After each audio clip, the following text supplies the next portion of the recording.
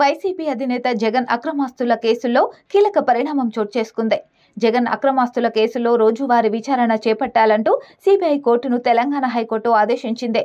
ఈ నెల 3న ఇచ్చిన ఆదేశాల ప్రకారం రోజువారీ విచారణను కొనసాగించాలని, విచారణ స్థాయిపై నివేదికను ఎప్పటికప్పుడు సమర్పించాలని సిబిఐని హైకోర్టు ఆదేశించింది.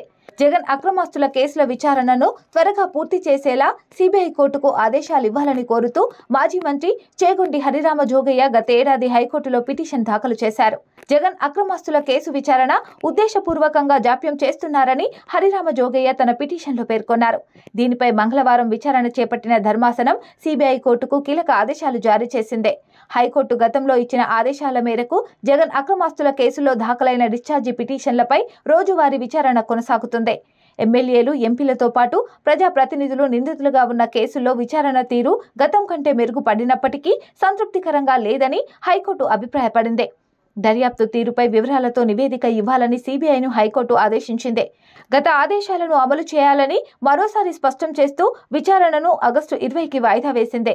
అరబిందో హెటిరోలకు భూ కేటాయింపులకు సంబంధించి నమోదైన కేసులో నిందితుడిగా ఉన్న విజయసాయిరెడ్డి దాఖలు చేసిన డిశ్చార్జి పిటిషన్పై సిబిఐ కోర్టు విచారణ చేపట్టింది.